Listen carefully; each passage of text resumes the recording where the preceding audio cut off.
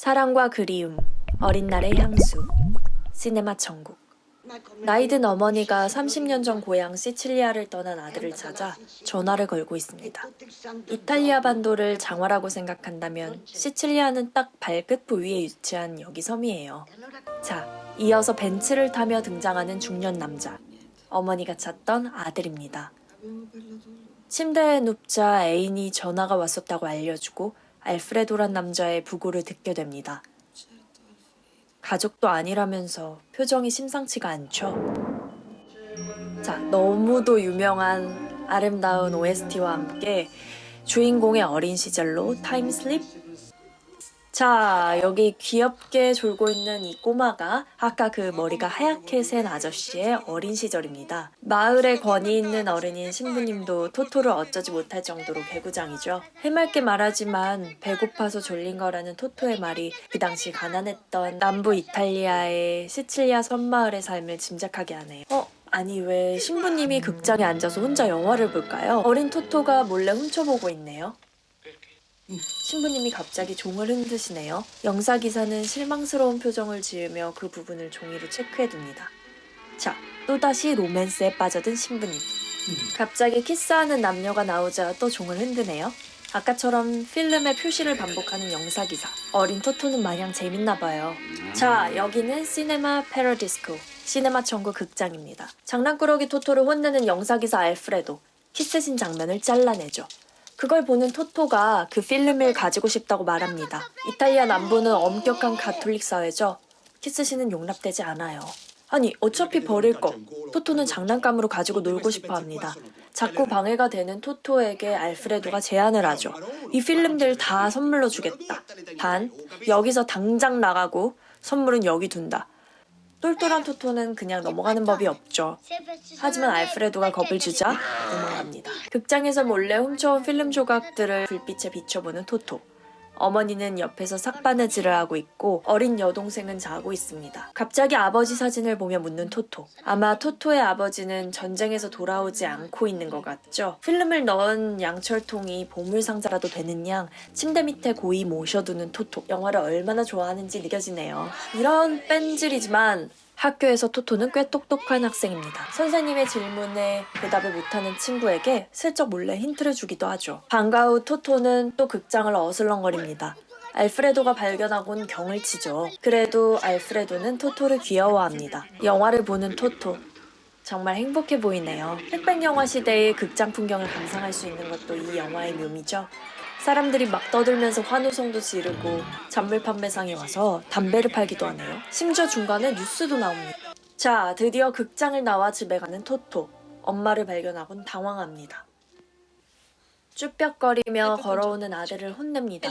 아까 돈 주고 영화 보러 왔다고 당당하더니 사실 우유 심부름할 돈이었군요. 그걸 퇴근길에 발견하고 말리는 알프레도. 비는 돈 50리라를 꺼내주고 토토는 위기를 모면하네요. 무더운 날 알프레도의 자전거를 타고 싶어서 신부님 앞에서 꾀병을 부리며 쇼를 하는 토토. 결국 소원 성취. 포스터에 쓰인 명장면이기도 하죠. 역시나 그 유명한 OST도 또다시 흘러나옵니다. 알프레도에게 친구가 되자며 제안하는 토토.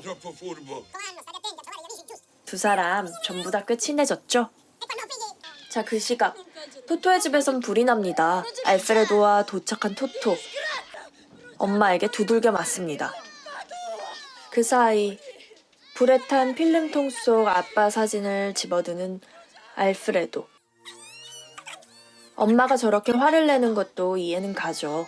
사진이 귀하던 시절 연락할 길도 없으니 전쟁터에서 편지가 올 때까진 하염없이 사진만 보며 기다리는 것밖에는 달리 할 수 있는 게 없었습니다. 화가 난 엄마는 알프레도에게 경고합니다. 다시는 토토를 영사실에 들이지 말라고. 하지만 말을 들으면 토토가 아니죠? 알프레도는 토토를 앉혀놓고 영사기사의 직업적 고충을 설명합니다. 자신은 잘 못 배워서 이런 일을 하는 거라며 어린 토토는 더 잘 배워서 더 좋은 직업을 가지기를 바라는 마음. 어쩐지 마음이 짠하네요. 부모와 자식 사이의 마음 같기도 합니다. 훈훈한 감동도 잠시. 토토가 함부로 영사기를 만지는데요. 이상한 낌새를 눈치챈 알프레도가 나오니 토토가 가르친 적도 없는데 이제 막 영사기를 조작합니다. 자, 토토가 학교에서 시험을 보는 날이 되었습니다. 쩔쩔매는 알프레도와는 달리 답안을 술술 써내려가는 토토. 알프레도가 도움을 요청하는 눈짓을 보냅니다. 토토는 그에게 극장에서 영사기를 돌리게 해달라고 거래를 제안합니다. 알프레도는 알았다고 하고 커닝 페이퍼를 받죠. 왠지 학교에선 둘 사이의 힘의 관계가 조금은 달라진 것 같죠. 방과 후 토토는 소원을 성취합니다. 알프레도에게 영사기 돌리는 법을 배우며 영화를 상영하게 돼요. 그날을 계기로 이렇게 토토는 알프레도 밑에서 영사실의 일들을 이것저것 배우게 됩니다. 마을의 인기극장 시네마 천국. 문 닫을 시간이 되어도 사람들은 집에 갈 생각을 안 합니다. 알프레도는 영사기를 돌려 마을 광장 건물 벽에 영화를 틀어 시민 모두가 볼 수 있게 하죠. 갑자기 필름에 불이 붙고 알프레도가 아직 남아있는 극장엔 불이 납니다. 알프레도는 필름을 살리려고 영사기에 붙은 불을 끄려고 합니다. 그러다가 변을 당하게 되죠. 그의 온몸에 불이 붙습니다. 토토만이 다시 극장에 들어가 그를 살리려고 하는데요. 어린 꼬마 책으로 기절한 알프레도를 옮기는 것이 쉽지 않아 보입니다. 울면서 주변에 도움을 요청하지만 아무도 없습니다. 다음 날 아침, 마을의 유일한 오락거리이자 행복의 쉼터였던 극장이 불에 탔습니다. 나폴리 사람의 투자로 극장을 재건하게 되고 영사실의 알프레도 자리엔 토토가 그를 대신해서 일을 하게 됩니다. 알프레도 없이 처음 혼자 상영을 하게 된 토토는 어쩐지 쓸쓸해 보입니다. 그의 빈자리를 느끼고 있을 때 화재로 눈이 먼 알프레도가 토토를 찾죠. 다행히 그는 살아있습니다. 알프레도는 토토의 학업을 걱정하고 이건 잠깐 하는 일일 뿐이며 인생을 걸 수 있는 더 중요한 일을 해야 한다고 조언합니다. 참 멋진 연출이죠. 알프레도와 영사실에서 대화하는 사이 토토는 어느새 건장한 청년이 됩니다. 서로가 서로에게 은인과 꿈이 되어주며 세대를 초월한 우정을 쌓아가는 두 사람. 아마 영화와 그들이 사랑하는 극장, 시네마 천국이 있어서 가능한 일이었겠죠? 영화 감독의 씨앗을 보여주는 걸까요? 토토는 옛 필름 카메라로 관찰하는 것들을 담습니다. 그러다가 그녀도 만나게 되죠. 자, 운명적인 첫사랑. 전학생이랍니다. 이름은 엘레나라죠.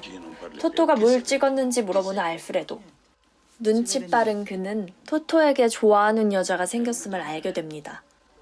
사랑에 빠진 토토, 앞으로 이 친구들은 어떻게 될까요? 인생 선배로서 알프레도가 사랑의 아픔을 알려주며 영화의 뒷부분을 암시합니다. 난생 처음 겪는 사랑의 감정에 어쩔 줄 모르는 토토에게 알프레도가 이야기를 하나 해줍니다. 엘레나가 고해성사하는 시간을 틈타 부스 안에 몰래 들어가 그녀에 대한 마음을 전하는 토토. 고백 이후 매일 밤 엘레나의 집 앞에 가서 하염없이 그녀를 기다리죠. 마치 로미오와 줄리엣의 창문씬 같죠. 엘레나에게 거절당한 줄 알고 영사실에서 홀로 외로운 시간을 보내는 토토에게 그녀가 찾아옵니다. 마침내 서로의 사랑을 확인하는 두 사람. 자, 근데 이렇게 꿀 떨어지면 아무 데서나 키스하고 함께 시간을 보내고 있는데요. 엘레나의 아버지를 만납니다. 아버지는 이 상황이 탐탁치 않아 보이죠. 첫사랑은 실패한다는 속설을 증명하듯 그녀가 시칠리아를 떠난답니다.